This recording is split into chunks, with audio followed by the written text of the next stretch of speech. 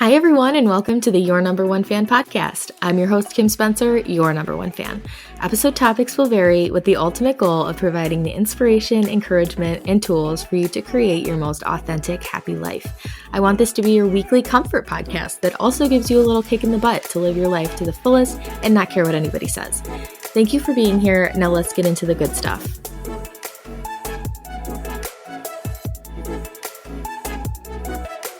Hello, everyone, and welcome back to the Your Number One Fan podcast. Today, I have Monet with me, and we met through the Busy Blooming membership by Tess Barclay, who I had on the podcast a couple shows ago, and we're both kind of the same type of mindset, the same type of goals, so this should be a great conversation.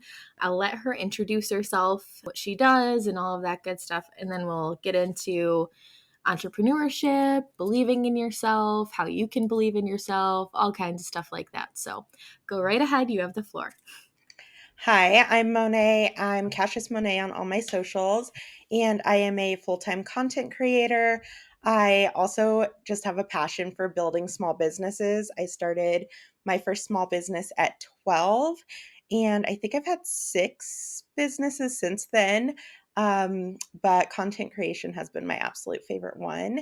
And I make content about entrepreneurship and building your dream life and just living life on your terms. Wow, 12 years old. What was 12? What did you do at 12?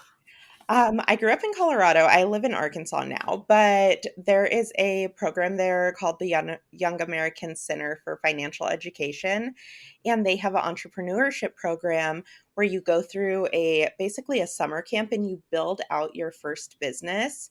Wow. And so I built a business called Gifts from Grandma's Treasure Purse that when I was 12, and it was gift boxes that had like specialty teas in them.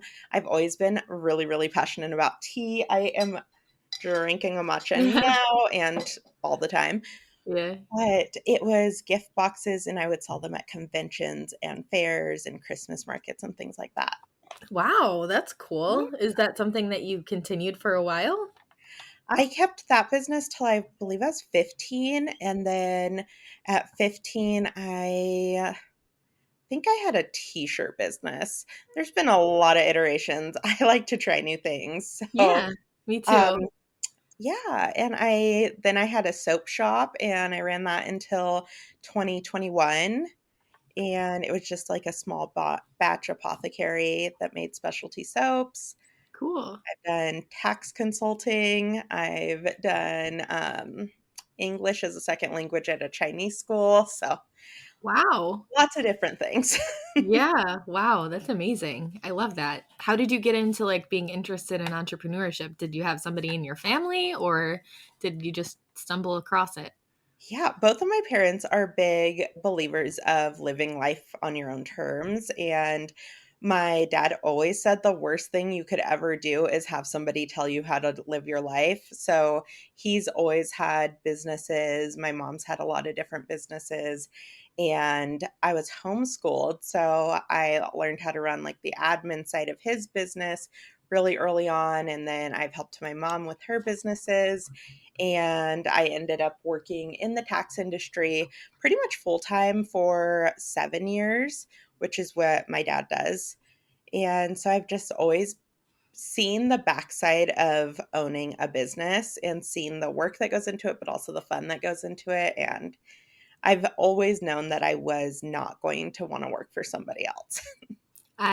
Oh my gosh, that is so me.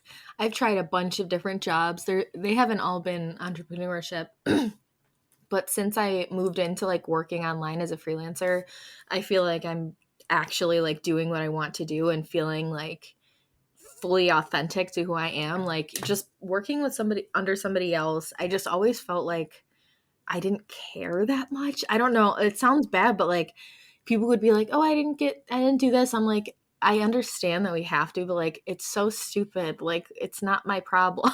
Like it just I don't Exactly. know. Yeah, I just always was so like not interested in working for somebody else.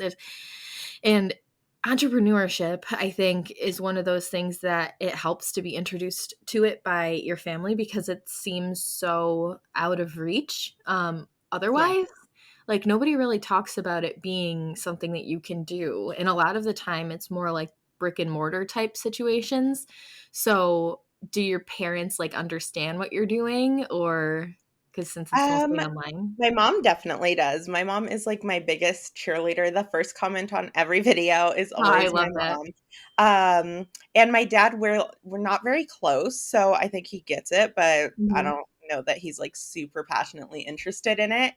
But yeah, my mom actually pulled us out of school. I was in second grade and she decided not to homeschool us. She was going to unschool us. And she had this philosophy of like, if you want to learn it, I'll provide you the resource, but like, you're on your own, kid, figure it out. And it was really helpful. All of us went to college. My youngest brother, he's 17. So he got accepted into college yesterday, actually. Wow, Yeah, congratulations at to his him. number one school, so he's very excited. But we all went to college, all have careers, and people told my mom that she was gonna mess us up, like, my whole childhood, because she never taught us math or anything like that. She was like, "Oh, I don't know about fractions, but you can bake a cake, and I'll tell you what 2/3 of a cup is." And Wow. that was kinda how we learned everything, and then when we got to college, she was like, "I'll pay for whatever test you need to take to get placed into college, but, like, you guys figure Wow. that out. Figure out How what you did want to do." you This is interesting to me. I don't know if you wanna talk about it at all, but, Sure. like, it's very I've never heard of that before. So, you were able to still, like, get your GED?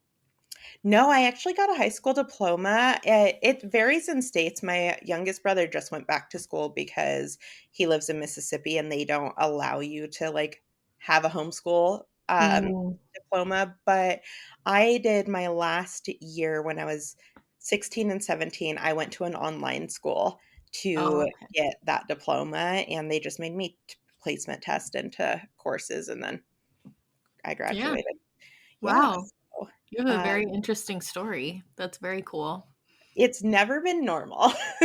Yeah, it seems really different, and it's something like I have a son, he's 13 months, almost 14 months. How cute. Um, and I keep thinking more than ever, obviously, that like everything is you're like choosing what your kid is subject or like introduced to and like exposed to, and your whole life is based upon your parents like decision to not put you in school, traditional school, to show you the back end and the every part of their business. So it's just really cool to see how you got to where you are. I love to hear those like origin stories of people, especially entrepreneurs, because it does take a lot of dedication too. It's not something that you can kind of just throw things out there and hope for the best. Like it's a lot of work. Do Absolutely. you said that you like content creation more than like your other jobs? What about it do you like better? I've always really, really loved YouTube. I am a YouTube girly through and through, Mm-hmm. like, I'm never watching TV, I'm watching YouTube, Mm-hmm. and it wasn't until I would say it was in the pandemic that I decided to start a YouTube channel. I had a blog.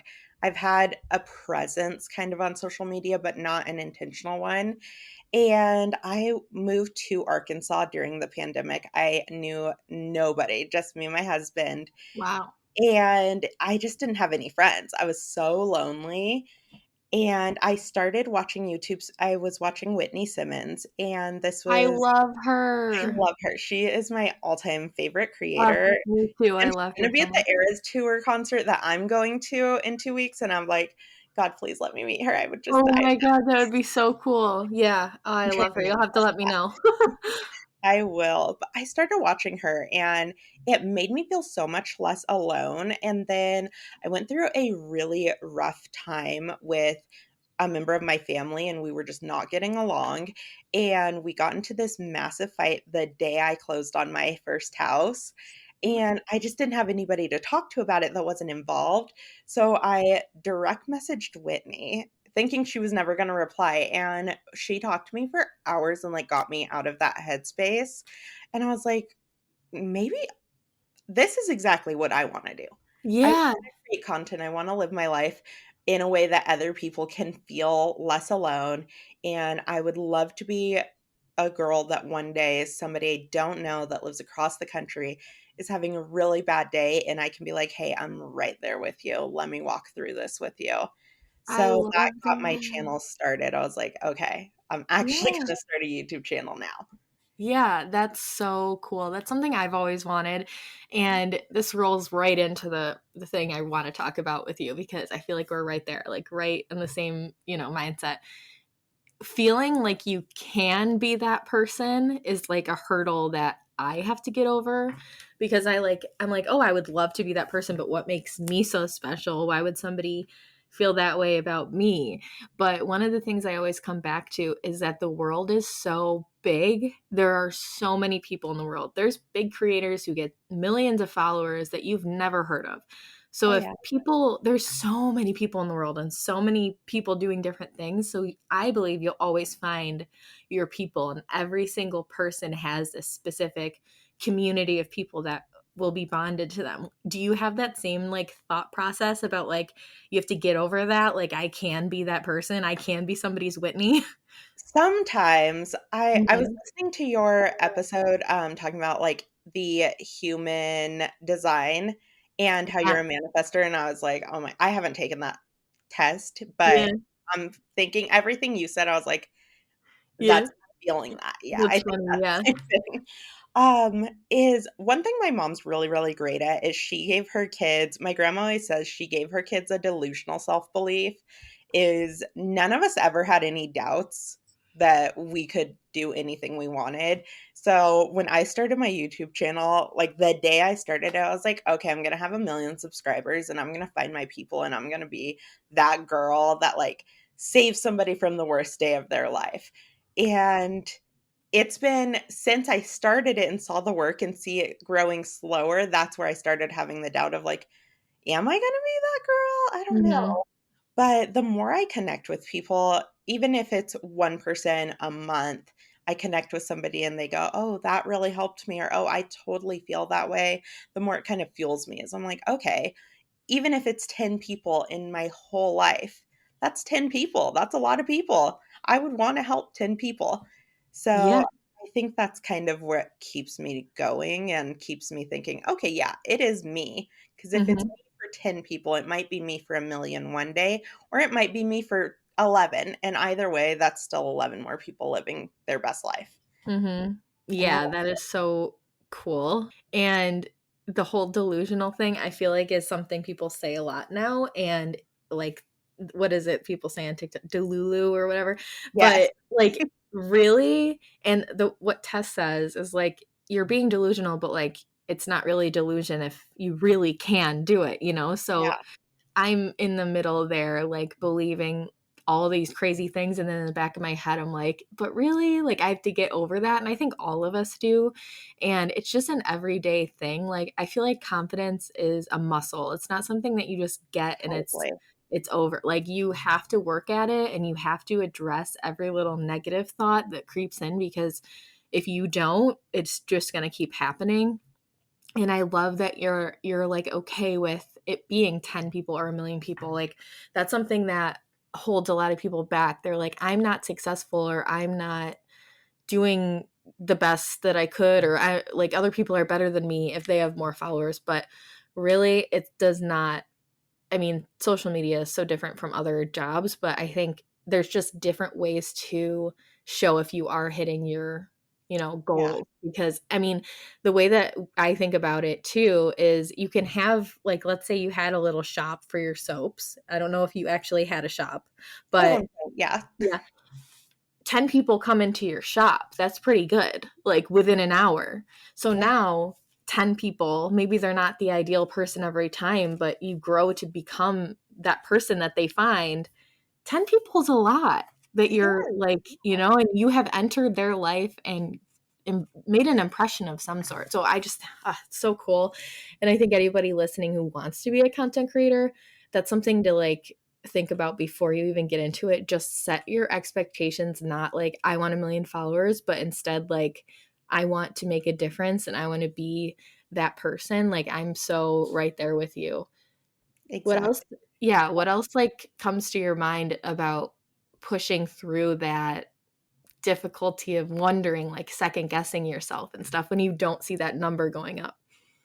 Um, So going viral actually gave me perfect perspective on this for myself.